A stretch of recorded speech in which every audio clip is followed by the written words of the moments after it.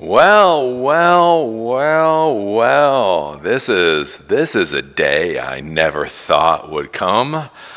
What have I been doing? I've been doing YouTube now for 14 years.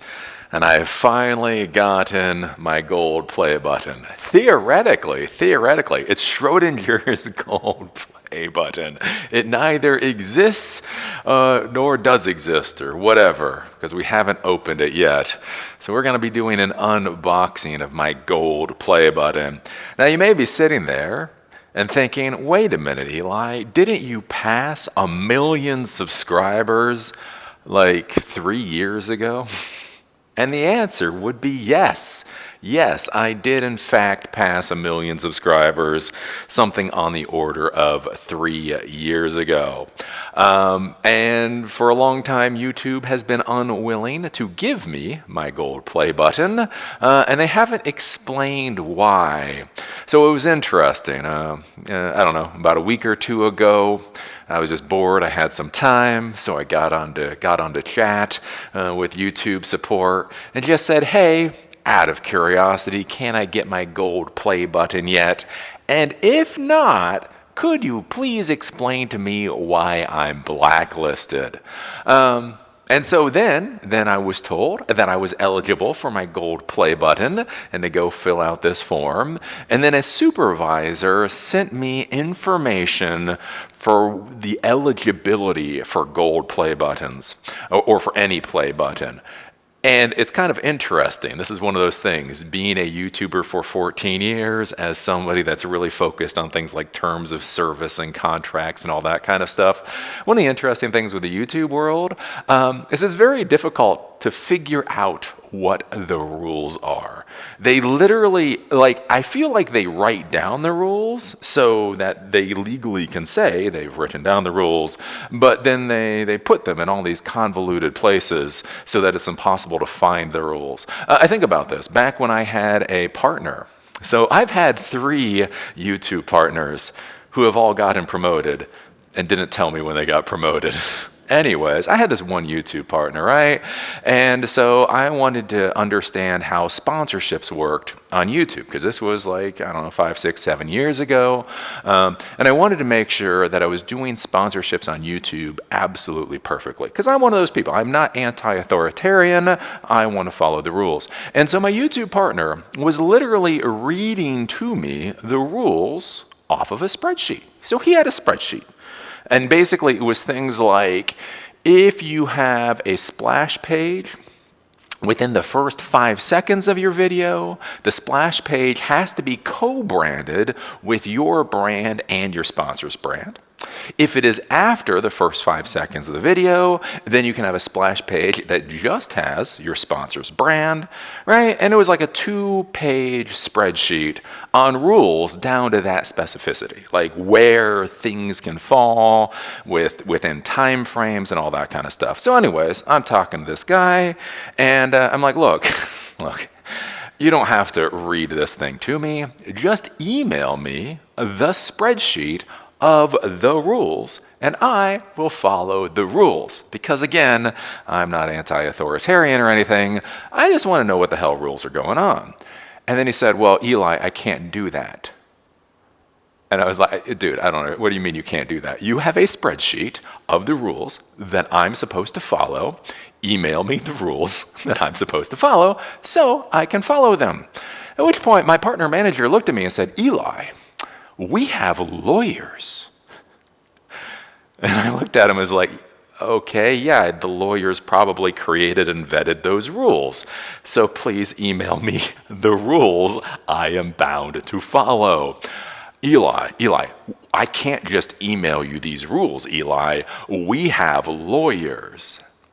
This is a real conversation. I would have my partner manager.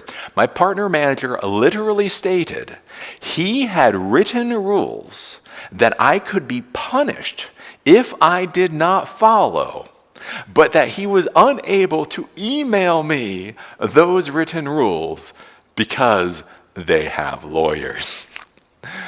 And so when you hear me talk about the perversions, the syphilitic brain of Silicon Valley, this is the kind of horse crap that I am talking about. Look, you have rules. Fine. Email me the rules. Can't do that. We got lawyers. Oh, so basically you're going to create rules that I am bound. I have to abide by, but then you're going to make it so convoluted for me to understand what those rules are that you can bash me over the head any old time you want. Yeah, I get what sick, perverted, nasty little disgusting bastards the folks in Silicon Valley really are like. Anyways, I can say that now because I have a gold play button. Like literally my wife, like once I was told I could have the gold play button, my wife was like, you cannot be snarky. You cannot be snarky until you get it in the mail. And then I'm like, what happens after I get in the mail? She's like, dude, Eli, you're going to do what you're going to do. Just be nice for 2 weeks. And I have been nice for 2 weeks, relatively nice. But anyways, as far as those rules are concerned, one of the interesting things with the gold play button is I had not seen anywhere, I legitimately had not seen anywhere, that there is a rule for the buttons that you cannot have a single community violation within the last 365 days. So a community strike, a guideline strike, obviously a copyright strike, you can have no strikes or marks against your channel for 365 days for you to get the gold play button. And so what I think happened for myself, and again, this is very interesting with the idiocy of the YouTube rules and how they don't actually explain anything, even in their documentation, is so less than a year before I hit my 1 million subscriber mark, anybody that's been following me for a long time, this was before COVID. Basically, I was sitting there and I was building these little robots, and I was building some of the very, very first versions of Dojo Derby a number of years ago, again, 3.5, 4 years ago, whatever at this point. And basically, I just had a day of building these little robots for a class that I was going to do in the next couple of days. Apple was doing one of their like worldwide developer conference in the spring. And so what I figured is I would just sit there and screw together all these 10 frickin' robots, and then as I did, I would watch the Worldwide Developer Conference, and then I figured I would just live stream it and do a reaction. And so again, I looked at it. I didn't see how Apple was going to lose anything. There's no paywall to the Apple Developer Conference, the keynote. There's no wall of any sort. You don't have to have an email address or anything. It's published everywhere. So I figured I was legitimate on that. I literally didn't even cross my mind that this could be a problem. So I sat there, I built my stupid little robots, and I reacted to the keynote address. Well, the interesting thing is that I got a content ID claim. So this was interesting. It was not a copyright strike. It was a content ID claim. Okay, fine. If you go and you look at the documentation that YouTube has on content ID claims, literally YouTube basically says it is a smack on the wrist. Somebody owned the content, they would just prefer that you don't use it, and basically they tell you it is not a copyright strike, it's not a strike of any kind, it's basically a smack on the wrist. But here is the thing, I had a little asterisk by mine. It was a content ID claim that was global, so for the world. And you got to dig through so much documentation because again, the content ID claim, even by them, is supposed to be a little smack on the wrist. Anyways, if it is a global content ID claim, all of a sudden you get punished to an extra degree that they don't really explain. So like I wasn't able to live stream for 90 days. There was nowhere in that documentation or content ID claim that said anything about live streaming or anything else. But once you go and you find if you have a global flag, you can't do that kind of thing. And so basically, I think what happened, right, is that was a content ID claim. That was before I got to my million subscribers. And so when I got to my million subscribers, that was less than a year from when that keynote address had happened. So therefore, even though I hit a million subscribers, I was not eligible for the gold play button. And of course, YouTube being YouTube, they didn't explain any of this. They just said no. Well, you go forward, because I've asked about the gold play button every once in a while. Again, I get a little bored. I'm just sitting there, tippy tap type. I'm like, okay, hey, what about now? Hey, what about now? And they kept saying no, and they kept saying no, and they kept saying no. Well, right, I got that content ID claim, so that would be a no.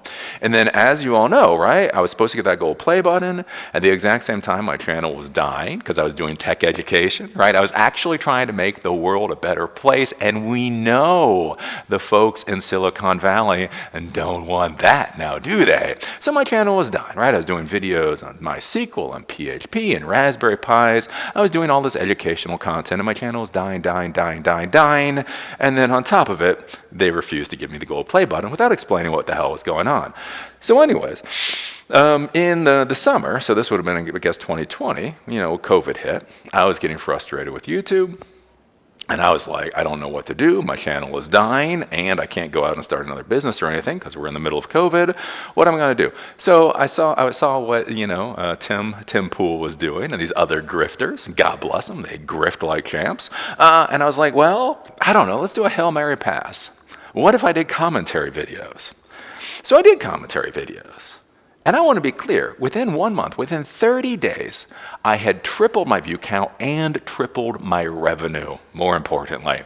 YouTube's algorithms were giving me prizes, essentially, for doing what it wanted. Well, then I do these videos, and then I do this one video in the fall talking about how banning the word hollow hoax, blacklisting words, would not work in the social media world because Facebook was trying to blacklist the word hollow hoax. And so as somebody that gets anti-Semitic hate on YouTube, I explain how just simply banning words wouldn't work. And I got a community strike. They gave me a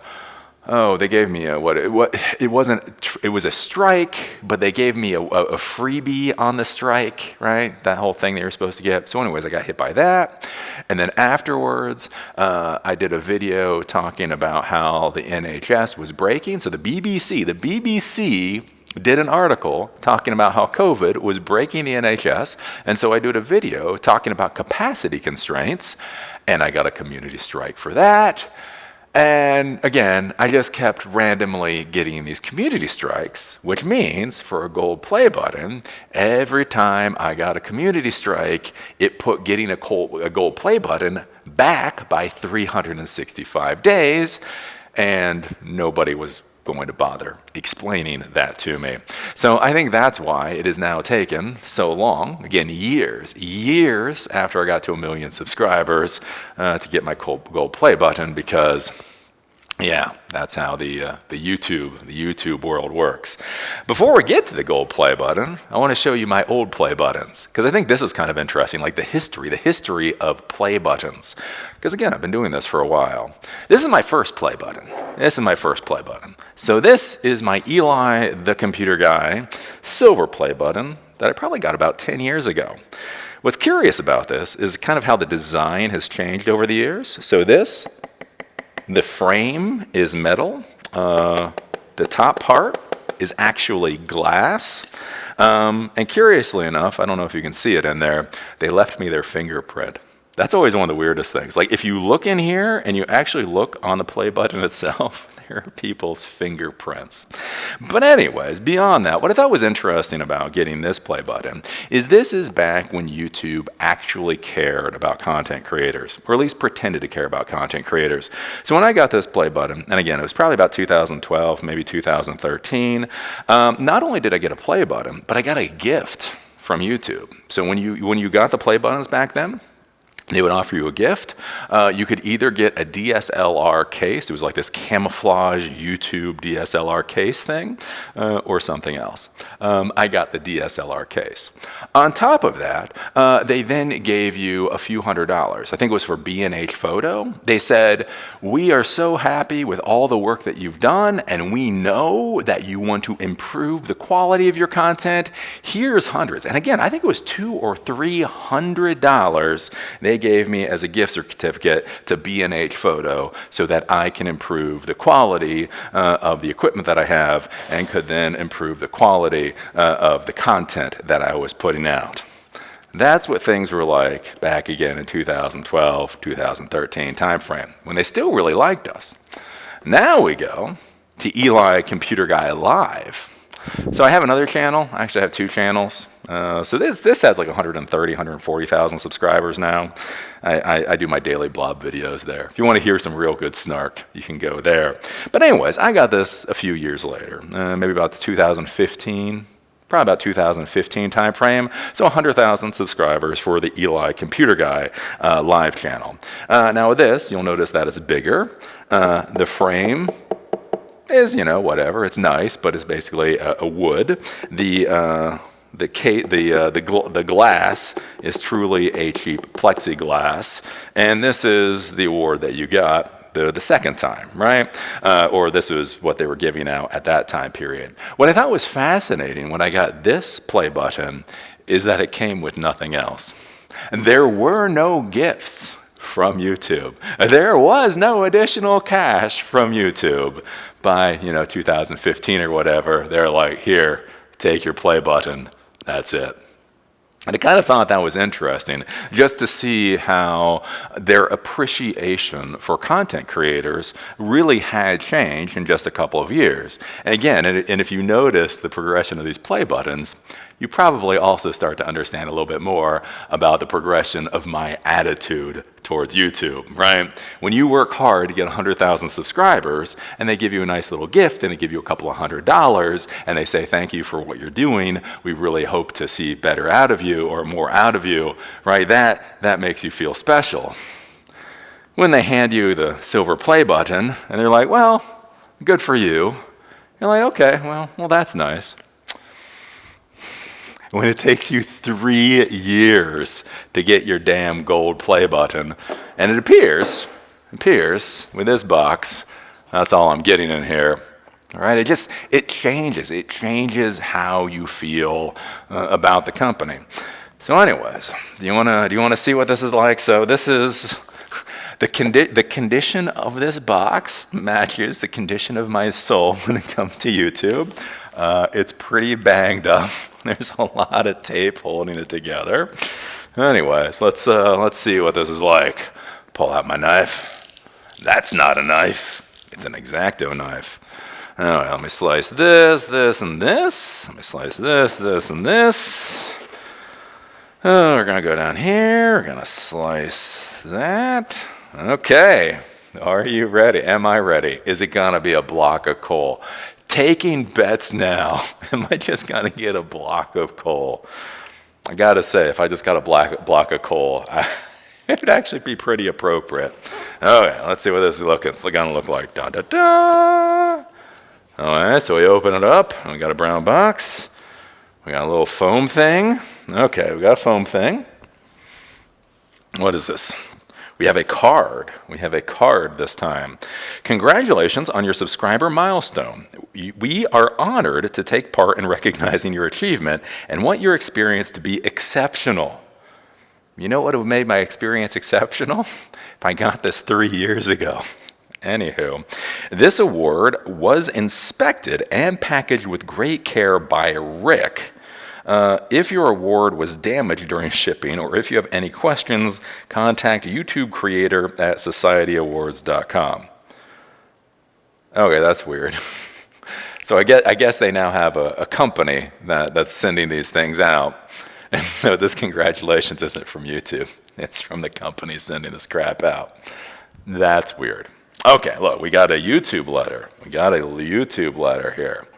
You did it. One mission, one channel, and one more thing. 1 million subscribers. Congratulations. You may have started with just a few viewers, but your voice, passion, and creativity have now touched the lives of people around the world, and the community you've built was enriched by the stories you've shared as you bring people together. To honor this milestone, we're proud to present you with the Gold Creator Award. We hope this special recognition will remind you how much you mean to so many. And how little you mean to YouTube. Anyways, every day you're redefining how content is created and watched, one voice and one video at a time. It's a privilege to be part of your journey. We can't wait to see what you do next. Maybe you can. Yours sincerely, Neil Mohan. There doesn't seem to be anything on here explaining when they'll tell me about the rules. Now that you have hit 1 million subscribers, we will send you the rule book in the mail. Hey, Neil Mohan, could I just have the rule book? Yeah, I'm one of those bastards. I'm one of those anarchic bastards who just like to know what the hell the rules are. Of course I'm not going to get rules. Don't be stupid. And wow, look at that. Look at that. So that is the gold play button in plastic. So let me see if I can pull this thing out. Okay, so I can pull this thing out. Recognize your team. Okay. It's bent. It's bent. No shit, it's bent. Oh, wow. Yeah, that makes me feel special. My award is bent. Anywho, there we go. Here is, can you see that? Yeah, you're looking at this at 4K. Look at that. This really got smacked pretty hard in the shipping process. I'm just going to have to contact them and say my gold play button is bent. And then they can tell me to go get bent, and it'll all be good. So anyways, presented to Eli, the computer guy, for passing 1 million subscribers on YouTube. And if you flip it over, so I guess it's wood. So this is now all wood that has like this gold whatever on top. You have that little mirror thing in the middle. And my God, it really is bent. I don't know, that's just like it's just the icing on the cake. It's just like, of course it's bent. Of course. Take your gold play button and shut up. So anyways, there you go. Yay! Bent gold play button. Recognize your team. Nothing else in here. What is this? Recognize your team. Wow, it is bent. It is truly bent. Share the recognition by allowing your team to purchase a personalized Creator Award. To purchase authorized copies of your Creator Award, email Society Awards. Okay, so I guess now if you have a team, your team members can simply buy the award. Well, there you go. There you go. So anyways, so back in the day, it was small, it was glass, and they gave you fingerprints and gifts. Then as time went by, it was a little bit bigger. Again, actually not too bad, but again, the build quality was definitely less, and they didn't give you any gifts. And now to get your gold play button, you're going to wait 3 years. They're not going to give you any gifts, and it's going to be bent and damaged when you get it. Anyways, yeah, I honestly don't know if I should say anything to them. It's just there is something about that that is just like oh so perfect. So anyways, with this, the question then becomes, what is happening with Eli the computer guy and my future on YouTube or whatever else? So I've been working, doing this whole Silicon Dojo thing. So I'm recording this. The echo that you may hear is in my classroom. I've got a 700 square foot classroom here in Asheville, North Carolina. We've been doing a lot of classes over the past 6 months, and I've done a lot of stuff over the past 2 years. One of the interesting things that I found in doing these classes is basically you can only teach so many people at a time. You can only teach about 10 people at a time, which is a lot different than being in the YouTube world, where you can teach 1,000 or 10,000 people essentially using one class.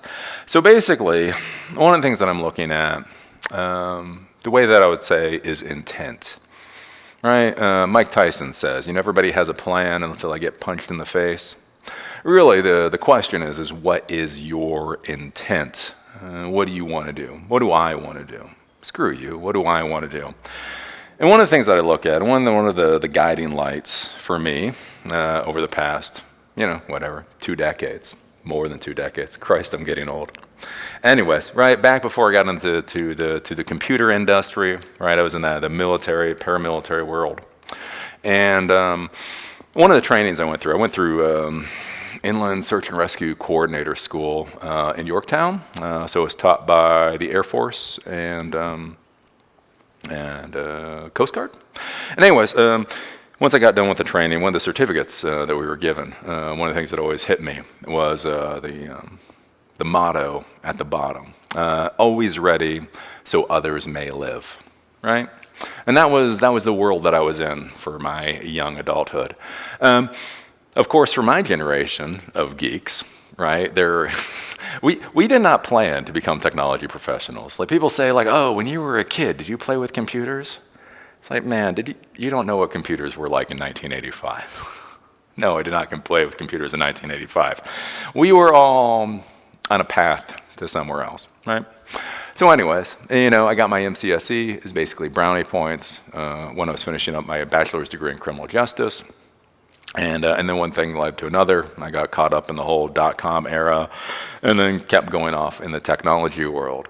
But that's always stayed with me. Again, I think that's one of the important things with pushing yourself when you're young is that what sticks in your brain as a young adult most likely will follow you for the rest of time, right? And again, that always ready so others may live. And if you look at my career, being a tech professional, it was always supporting people. Again, when I was 24, hopping on airplanes and, going in and fixing stuff, right? Everything that I've done in my career, from that to having the consulting company, to having the company with employees, to doing the YouTube videos, to trying to do education here. Again, it's all about helping other people. One of the interesting things you find as you get older as a male is when you're young and you think always ready so others may live, right? You think about body armor and weapons and, right, that kind of stuff.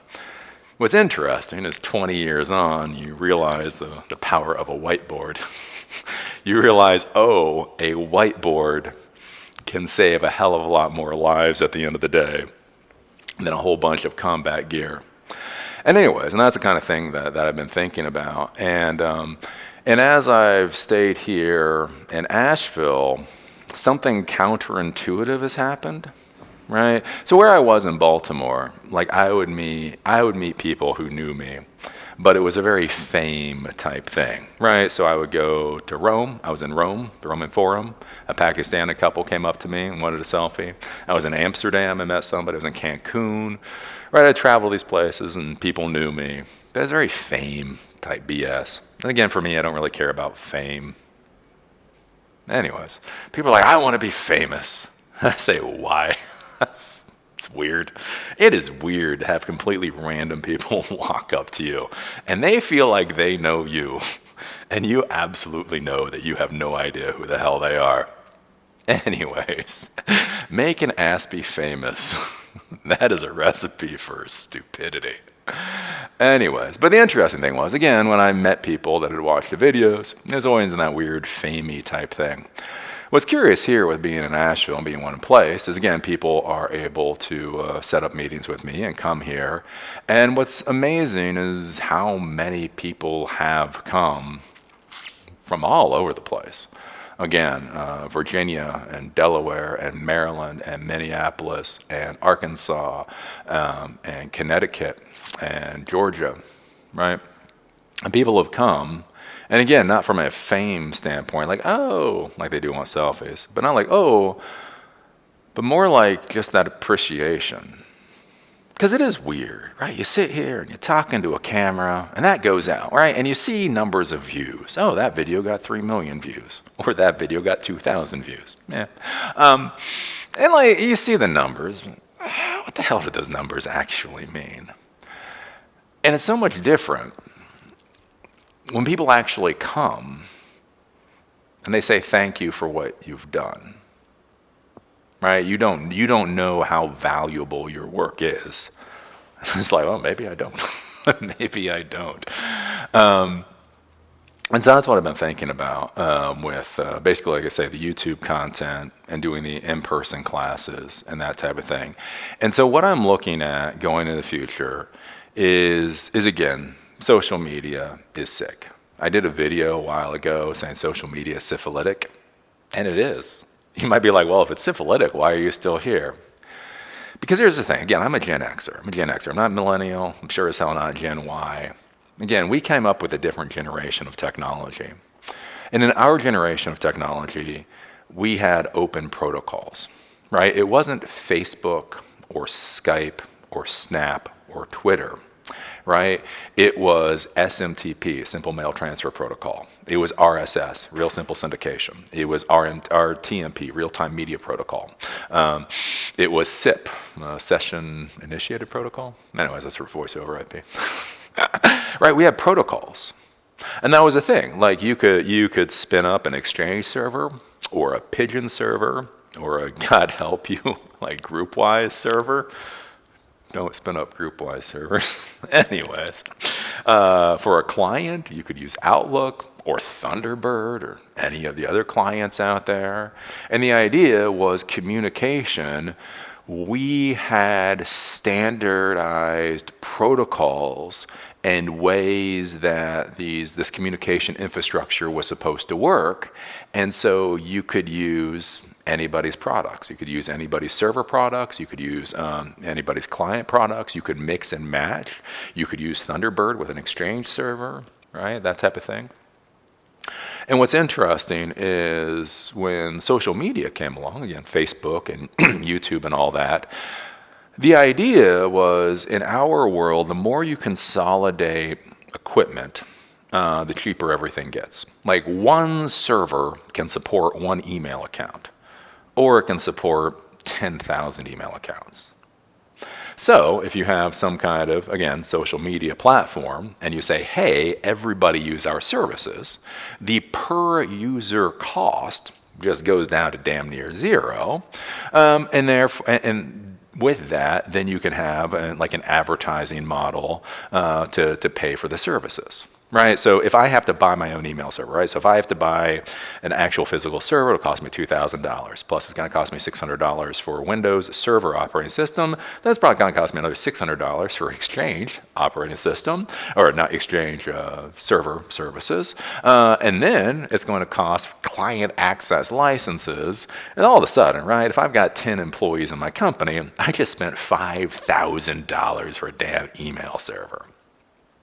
So hey, if Gmail wants to provide services or whatever else, right, one of their servers can support 10,000 users. So again, the cost to provide per user services goes down to almost nothing. And so it makes sense to start using these platforms. Again, why spin up your own SharePoint server or something like that when you can just use Facebook? Why deal with RSS when you can just use Twitter? Why create your own Flash media server like I did back in 2009 when you can just use YouTube? The problem is we didn't really realize the bargain we were making. There was the bargain we thought we were making, like, hey, we'll use your service, you put up some advertising, we're all good, right? And again, if Silicon Valley was controlled by sane, non-perverted, sick individuals, maybe that system could have worked. But again, Silicon Valley is full of the worst of us. The worst of us have monopolized right? The conduits of how modern life operates. And so that's what we see again with Facebook. Facebook is trying to track you everywhere, absolutely everywhere. They try to grab your information on their site. You try to make things private. They then change the rules. So even though you made it private before and now it's no longer private, they put their pixels everywhere. So they're tracking you all through the internet. Then they want the apps on your phone so they can track you in the real world. Then they're connecting these multiple apps that they purchased into one singular back end so they can track you amongst all these different apps, both in the virtual and in the real world. Again, all to what end? Again, we look at companies like YouTube. And again, I really want you to think about this with YouTube. YouTube has rules. They literally have rules that they refuse to email to content creators because they quote unquote have lawyers.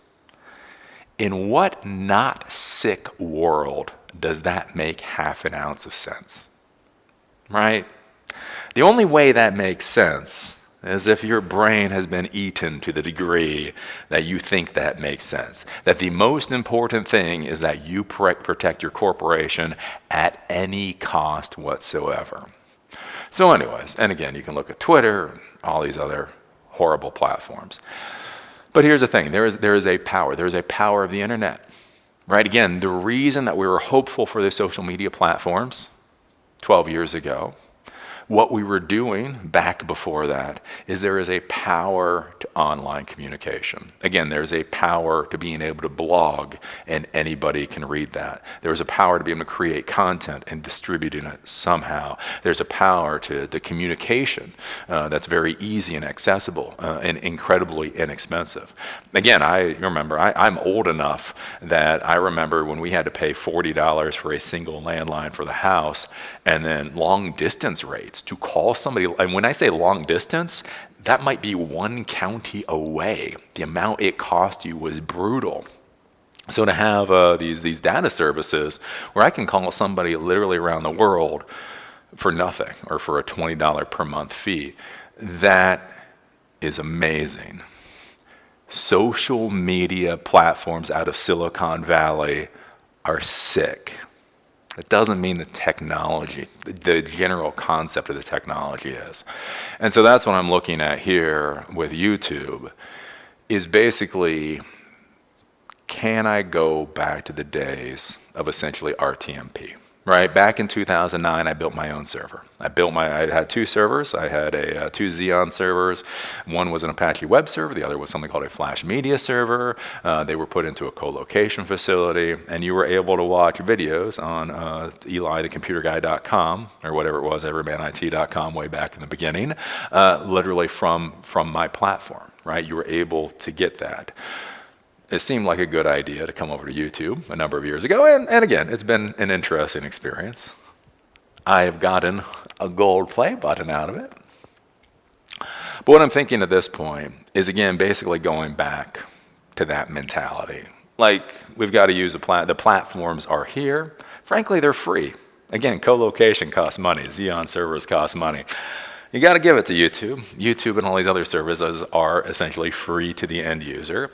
And so basically my idea is, again, basically mentally for me, go back to the days of RTMP. How would I create content if this was based off of real-time media protocol, not off of YouTube? What kind of content would I create? How would I go about it? The whole 9 yards. That is what I'm looking at doing, trying to move this going forward. I think as far as pay is concerned, we're going to continue trying to do the whole crowdfunding route.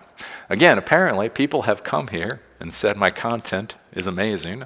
So there's a little donor box link down below. There will probably be Patreon links and the rest of them down below pretty soon. Basically the idea being, if the content and the things that I create are valuable to you, throw money into the pot. And then go from there, and then see what happens with YouTube or the rest of this mess. Again, I don't believe YouTube is going to fail. I do believe YouTube has already failed, and Google is just bailing them out.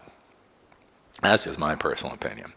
But that's what I'm thinking going forward. So we're going to be doing, again, the online classes. We're going to be doing the in-person classes.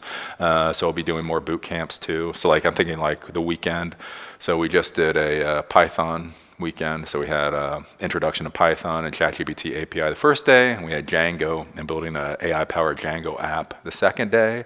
I want to do more of those classes, and essentially, that's what I'm looking at. Like, how would this operate? Again, so others may live, right? How can I run a business that way?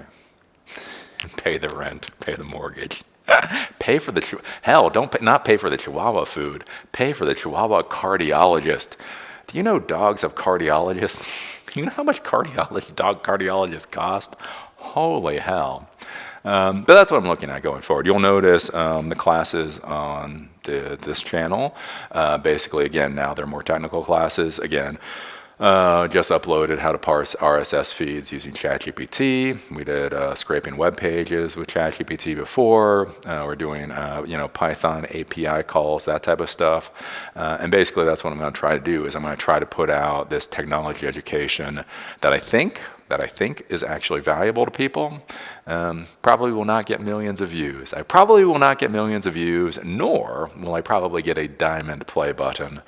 But, oh well. You put out the good. I mean, that's the hard part, right? Tim Pool makes a lot of money. I think that's one of the hard things. Like, a lot of people don't realize that with YouTube. Because I see that in, like, commenters. Like, what happened to the tech YouTubers? Why do all the tech YouTubers become political, right? Dave Callum, Computing Forever. He used to talk about computers. Louis Rossman used to talk about computers. Eli the computer guy used to talk about computers. Why did all these people go from actually doing valuable things, talking about technology, to politics or whatever? And I can give you the answer. Silicon Valley pays to make the world worse. You make a lot more money out of Silicon Valley by intentionally making the world a worse place than you do by trying to make it a better place. Again, really, really realize this. And again, like when I get snarky, God, that is screwed up. Can you see that? Anyways, one of the reasons I get snarky about this is, in all seriousness, all snark and all that aside, when I was doing the commentary videos, if I was willing to talk about Trump and Fauci and Biden and stupid garbage, I could literally make between $150,000 to $200,000 a year off of about 2 to 3 hours of work a day. Right? YouTube showed me that. And that's why it was so hard. Again, if you followed me for any length of time when I was doing those commentary videos, that's one of the reasons it was so hard. Because it was horrible. Right? It kills your soul. Talking about that garbage kills your soul every single day. But damn, it's a nice paycheck. You know what I'm saying? It's like you can eviscerate your soul and get views and money, right? Or you can actually teach people and try to make their lives better. And in the modern world of Silicon Valley, they'll literally kill your channel and what you're doing. That's why this business has gotten so hard over the years. From 2009 to 2016, 2017, I could make the world a better place. I could get a good paycheck. And it was good all the way around. How things have changed is, I do not believe social media companies can survive off of good business models. I honestly believe they have to have societally destructive business models. Well, yeah, that's a question. What do you do? What do you do as a decision maker? Because again, I know it's easy. You're sitting at home. Oh, whatever. Eli's a hypocrite or whatever. But yeah, what do you do? Where do you put yourself in that world? That's a question you've got to ask yourself. So for me, again, I've been doing this stuff for 14 years. I've done a lot of different things. Again, I've done the classes. I did the live daily blog for many years. I was live streaming back in 2012. May 2nd or whatever, 2012 was when I did my first live stream. That's how long ago I live streamed. I had sponsors and the whole 9 yards. I did Failed Normal. So Failed Normal is where I traveled around the country and traveled around the world and did vlogging. Did that for a couple of years. I've done a lot of different stuff with this whole online communication thing. And basically now, as I sit here, closer to 50 than anything else. That's weird. I am close to 50. How'd that happen? Anyways, what I'm thinking is, again, I want to create content that actually matters. You know, there was a point in my life. There was a point in my life I was willing to die so that somebody else could go home. And with that mentality, can I really talk about Trump or Fauci or Biden just to make a couple of pennies? How pathetic is that? How pathetic is that as a man who sells his soul for a couple of pennies? So I'm just going to come. I'm going to teach you all tech education, try to figure out what the hell kind of tech education you people actually want, and go from there and see what happens. So that's what's going on. So anyways, there you go. There is some philosophy and some thoughts about getting a gold play button, about getting fuck, it is so YouTube. It almost feels special. It almost feels a little special in a way, the fact that my play button is bent. Anyways, with that, I actually have to do some stuff with my wife tonight. So, as always, I enjoy talking to you folks. More and more classes are going to be coming, and yeah, this is what a gold play button looks like. See y'all later.